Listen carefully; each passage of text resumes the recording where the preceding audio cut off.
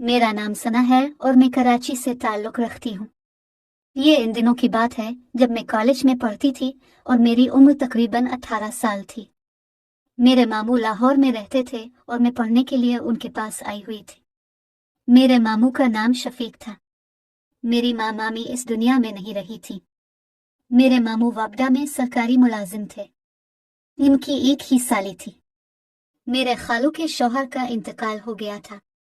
मामू खालू की वफात के बाद खाला को घर ले आए थे क्योंकि खालू के घर वालों ने खाला को घर से निकाल दिया था।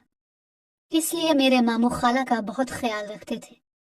मेरी खाला हमारे घर ही रहती थी। मेरे खाला का एक ही बेटा था जिसका नाम इकराम था, जो मेरी हम उम्र था। मेरी और मेरे खाला के बेटे की बहुत ज्यादा बनती थी। खाला भी मुझसे बहुत प्यार करती थी और जब भी मेरे घर आती थी मेरे लिए बहुत सारे तोहफे लेकर आती थी। मेरे खाला के बेटे का नाम इकराम था और इकराम भी मेरी तरफ ज्यादा अट्रैक्टिव हो रहा था। इकराम एक खूबसूरत और हुसैन लड़का था, लेकिन इकराम की ज्यादा उम्र नहीं थी। वो बातें बड़ों वाली करता था और उसकी हर बात से ऐसे लगता था कि वो मुझे इस्तेमाल करना चाहता हो। वो मेरे साथ सुकून हासिल करना चाहता हो। इसकी अक्सर बातें मुझे समझ नहीं आती थी, लेकिन मैं बहुत ज्यादा परेशान थी कि वो आखिर क्या करना चाहता है। मैं इसे कम उम्र समझती थी, लेकिन वो कुछ और सोच रहा था। वो मेरे बारे में तरह तरह की बातें सोच रहा था, लेकिन मैं ऐसा कुछ नहीं करना चाहती थी। अब तो खाला और उसका बेटा दोनों इस घर के मेंबर बन गए थे। जैसे जैसे दिन गुजरते जा रहे थे, इकराम मेरे साथ बहुत ज्यादा अटैच हो गया था। अब वो हर वक्त मेरे कमरे में रहने लगा था और हम दोनों मिलकर खेलते और सबक याद करते थे। घर वाले भी हम पर बिल्कुल शक नहीं करते थे क्योंकि हम दोनों कजिन थे।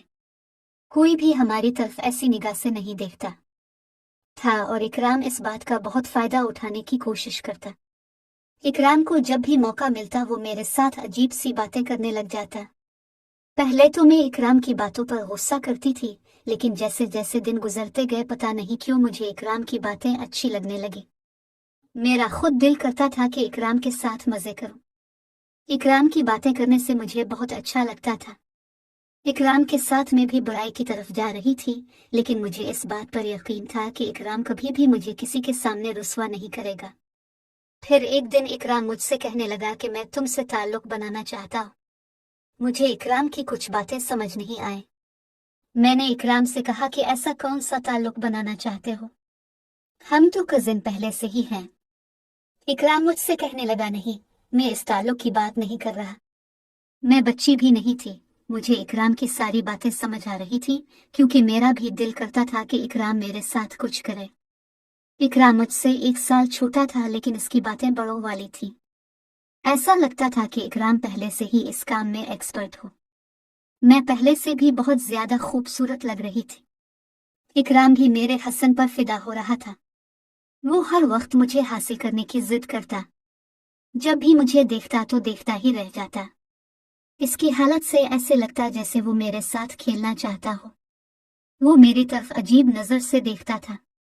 इकराम की नीयत कुछ ठीक नहीं थी और मुझे इस बात का डर था कि अगर खाला और मामू को पता चल गया तो मेरा क्या हाल होगा।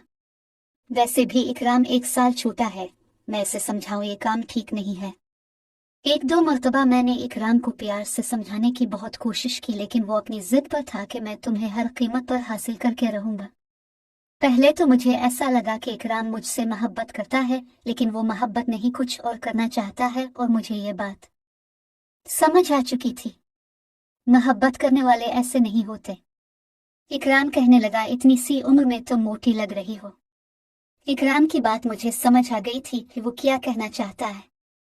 एक दिन मेरे मामू और खाला शादी में चले गए। हम दोनों घर पर अकेले थे। इकराम को जब पता चला कि घर पर कोई नहीं है तो वो मेरे कमरे में आ गया।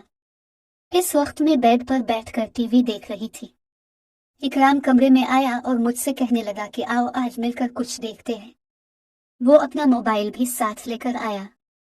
मैंने इकराम की बात मान ली और हम दोनों फिल्म देखने लगे। इसकी नजर मोबाइल पर नहीं बल्कि मुझ पर थी।